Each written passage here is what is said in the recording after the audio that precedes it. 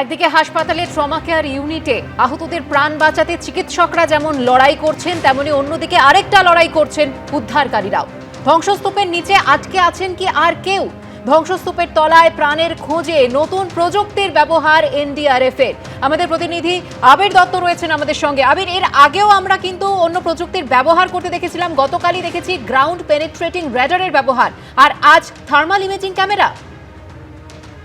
দেখো, একেবারেই thermal imaging camera ব্যবহার করা হচ্ছে এনডিআরএফ এর তরফ থেকে, যাতে এই ধ্বংসস্তূপের মধ্যে যদি কেউ আটকে থাকেন এবং তাকে যাতে খোঁজা যায়, সেই জন্যই এই থার্মাল ইমেজিং ক্যামেরা ব্যবহার করা হচ্ছে। একদিকে যেহেতু বিভিন্ন রকম ধ্বংসস্তূপ এবং ভেতরে অন্ধকার রয়েছে, তাই এই ক্যামেরা অত্যন্ত পারদর্শী সেই ক্ষেত্রে কেউ আছে কিনা সেটা খুঁজে বার করতে এবং তোমাকে বা তার ছবি দেখা যাওয়ার জন্য। ইতিমধ্যে 14 জনের যে মৃত্যু হয়েছে, তাছাড়াও আরো অনেকে আটকে রয়েছেন বলে প্রথম থেকেই আশঙ্কা করা হচ্ছিল, অনেককে উদ্ধারও করা হয়েছে।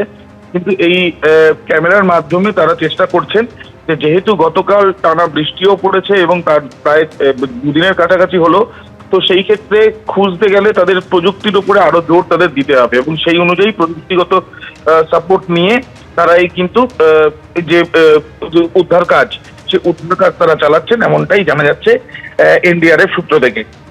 ধন্যবাদ আবির।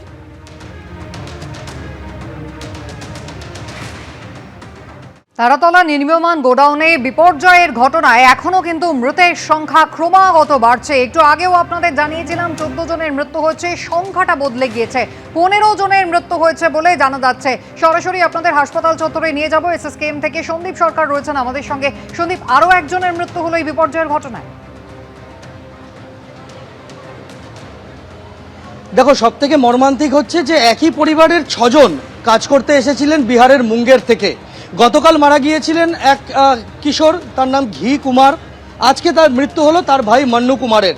মান্নু কুমার এসএসকেএম হাসপাতালেই ট্রমা কেয়ার সেন্টারে চিকিৎসাধীন ছিলেন। মান্নু কুমারের উদ্ধারটাও কিন্তু যথেষ্ট নাটকীয় ছিল। তার কারণ, মান্নু গতকাল বেলা 1টা নাগাদ ফোন করে গতকাল রাত্রির 1টা নাগাদ ফোন করেন তার পরিবারের সদস্যদের ফোনে যে তিনি ধ্বংসস্তূপের নিচে চাপা পড়ে আছেন, এবং তার কাছ থেকে তার এই ফোন পেয়ে পরিবারের লোকজন ছুটে যান উদ্ধারকারীদের কাছে। উদ্ধারকারীদের জানান যে মান্নু ফোন করেছেন এবং তিনি ধ্বংসস্তূপের তলায় চাপা পড়ে আছেন।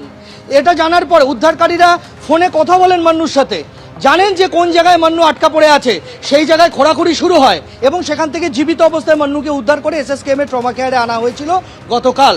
তারপর থেকে টানা লড়াই চিকিৎসকদের সঙ্গে চিকিৎসকরা লড়াই চালিয়ে গিয়েছেন তাকে বাঁচানোর, কিন্তু বাঁচানো গেল না। আজকে ভোরবেলা মান্নু কুমারের মৃত্যু হয়েছে বলে পরিবারের সদস্যদের জানিয়ে দেওয়া হয়েছে হাসপাতালের তরফে। মান্নু কুমারের শুধু মান্নু কুমার একা নন, একই পরিবারের 6 জন এসেছিলেন মুঙ্গের থেকে। ঘি কুমারের মৃত্যু হয়েছিল গতকাল, আজ মারা গেলেন মান্নু। ঘি কুমারের বাবা রাজেন্দর কুমার, তিনি হাসপাতালে চিকিৎসাধীন রয়েছেন, তিনিও শ্রমিক হিসেবে কাজ করছিলেন ওখানে। ঘি কুমার মান্নু কুমারের আরেক ভাই শহীদ কুমার, তিনি ভর্তি রয়েছেন হাসপাতালে, চিকিৎসাধীন রয়েছেন। আরেক ভাই তিনিও ভর্তি রয়েছেন হাসপাতালে, এসএসকেএম এ চিকিৎসাধীন আছেন। অর্থাৎ একই পরিবারের 3 জন এখনো এসএসকেএম এ ভর্তি রয়েছেন।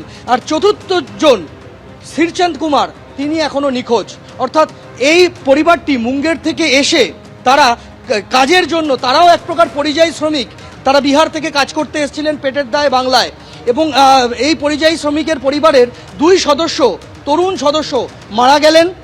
3 জন হাসপাতালে চিকিৎসাধীন, 1 জন এখনো নিখোঁজ। श्रीचंद का कुछ खबर मिला? श्रीचंद अभी क्या निखोज है? निखोज है सर। आप लोग छानबीन किए? खोज रहे हैं, देख रहे हैं, बॉडी आता है, चेक करते हैं, नहीं मिलता है। कल भी रात को 2 बॉडी आया है जो पहचान किए नहीं है। पहचान किया? हाँ, उसमें है नहीं है। तो अभी आप लोग क्या आशा रखते हैं? हमको आशा है कि मिलेगा ही। मन्नू का क्या हुआ? मन्नू का मतलब रेस्क्यू कैसे किया गया? कैसे पता चला मन्नू उधर था? फोन से बात हो रहा था सर, मन्नू से। मन्नू फोन कर रहा था? हाँ, अंदर से। अंदर से क्या बताया था? क्या मैं कोलम के पास हूँ, मैं जिंदा हूँ, मुझे निकालो। हाँ, तो गए हम 1 बजे रात के, हॉस्पिटल में थे, यहाँ से फिर गाड़ी करके गए वहाँ, तो फिर गए, फिर बताए रेस्क्यू वाला को कि मेरा आदमी है इसमें, फ़ोन कर रहा है, बात करवाए उससे, तो वो निकाला 6 बजे सुबह में निकाला। उसके बाद ले आया गया हॉस्पिटल, भर्ती हुआ। अचानक क्या हो गया? डॉक्टर ने क्या अचानक बोला हार्ट ब्लॉक हो गया। हाँ आज का कोई ऑपरेशन चल रहा था? हाँ हाँ, हाथ में थोड़ा सा प्रॉब्लम था, हाथ का ऑपरेशन हुआ था कल। हाँ, तो ये हादसा क्या ऑपरेशन के दौरान हुआ या वो बाद में हुआ है। हाँ अभी आपका घर वाले 3 आदमी अभी भी इधर एडमिट है? हाँ, वो तो आपको सबको पता है, सबको बोल चुके हैं कितना। और अभी जो बॉडीज आया है उनमें से সিরচান का फोन लग रहा है? फोन नहीं लग रहा उसका। বুঝতেই পারছো যে এখনো পর্যন্ত আরেকজন যে নিখোঁজ রয়েছেন শ্রীচাঁদ কুমার, তার ফোন পাওয়া যাচ্ছে না, তার সাথে যোগাযোগ করা যাচ্ছে না, তার কোনো খবর নেই। যে দেহগুলি উদ্ধার হয়েছে এখনো পর্যন্ত, যেগুলো আনআইডেন্টিফাইড অবস্থায় এসএসকেএমে রয়েছে, সেই দেহগুলোর মধ্যে শ্রীচাঁদ কুমারের দেহ নেই।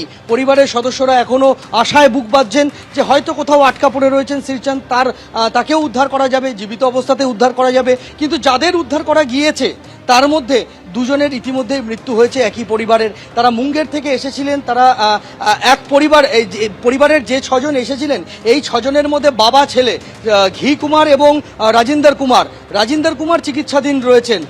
ঘি কুমারের মৃত্যু হয়েছে। আর বাকি যে আরও 4 ভাই এসেছিল, 4 ভাইয়ের মধ্যে এক ভাই মন্নু কুমার, তার মৃত্যু হলো আজকে সকালবেলা এসএসকেএম হাসপাতালে।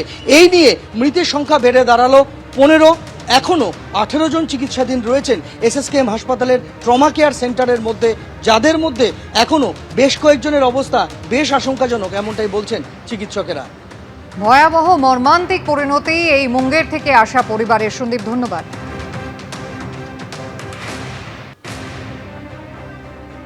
এবিপি আনন্দ, এগিয়ে থাকে, এগিয়ে রাখে।